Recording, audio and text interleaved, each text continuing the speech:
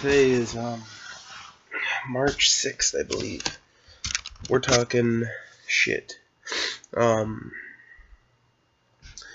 been thinking about like hobbies and like I guess possessions, collectibles, whatever you want to call them. And when it comes to video games, generally you buy games, you play games, you beat games, you hang on to them, you'll sell them, so on.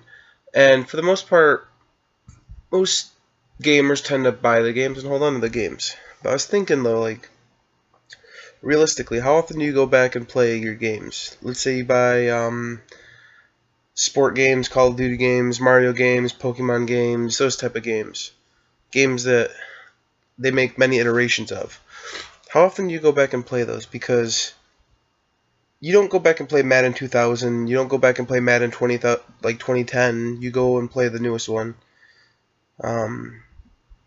Mario games specifically, I mean, it seems like you go back and play the old ones more than the new ones.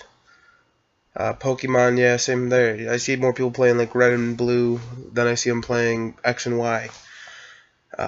So I'm curious, like, do you guys actually go back and play your games like often, if at all? Like, what is the game that you've beaten the most of that you own? What's the game that you own? Like, go look at your collection right now and look at every game on there and just tell me. Diablo 3. I'm gonna go play that next week. Or shit, like Tales of Vesperia. I beat that 2 years ago. Am I gonna go play that again? You know, like, do you guys? I guess the question is, why do you hold on to your games once you beat them? If you hold on to them at all, should you hold on to them? Why hold on to them? Because honestly, the only answer I'm drawing in my head is you hold on to those games because eventually, just like with like your NESs or your Super NESs or your PlayStation 1s, you hold on to those games because eventually you're going to feel nostalgic and you're going to go back and play that old console because you're so used to all the new stuff now. So, is that really the only reason I'm holding on to my 360 and PS3 games? Is one of these years I'm going to come back and say, you know, I want to play my 360. What do we got here? Oh, okay, we got 80 games to pick from. What am I going to play? Is that going to be me? Because the thing about consoles is, it seems like the longer you hold on to them, the less value they retain. So, also, a quick note. The bottom of this Capri Sun is clear. Did they do that because of the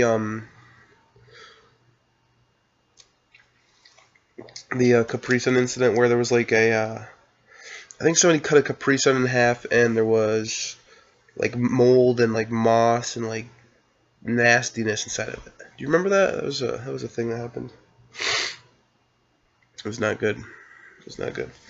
So on the other hand, I tried streaming the other day with this program called EOB or EOS, OES something. It was OIB, so I don't know. It was like open broadcast or stream system or open stream program, something like that. I can't even remember. It's something, and it didn't really work so much with my HD PVR2. So what I had to do was open up the Hapog like program, go over to the streaming program, and then screen capture the well, not screen capture, program record or program capture the actual software. Then I had to resize it so it actually zoomed in on just the preview window instead of the whole program. It was a pain in the ass, but that's one way of streaming, and the quality turned out okay. It seemed a little laggy at first, and I tweaked some settings, and then the audio desynced. So I still got to tinker with that. But just like one of the many ideas I toy with is, what if I do a thing where it's just like, I'm gonna beat all the games and sell these fucking games? Like, it's bad, but I'm starting to think more and more like towards just like, do I really need to own all these games that I know I'm never gonna play again? Like, even if they are my favorite games. Eternal Sonata, am I really gonna go play that again? If I am I really gonna sit there and play it for 40 hours to beat it? You know, I can see Skyrim, or I can see Fallout, or I can see Alan Wake, I can see Gears of War, or even Halo. I can see myself playing those games again, but JRPGs seem like a really hard game to go back and play once you've like beat it. Even Diablo 3, that's co-op, so it's kind of more different. But yeah, just been thinking about that. Had to go into work last night for 4 hours, turned into 6.5 hours. Kind of sucked.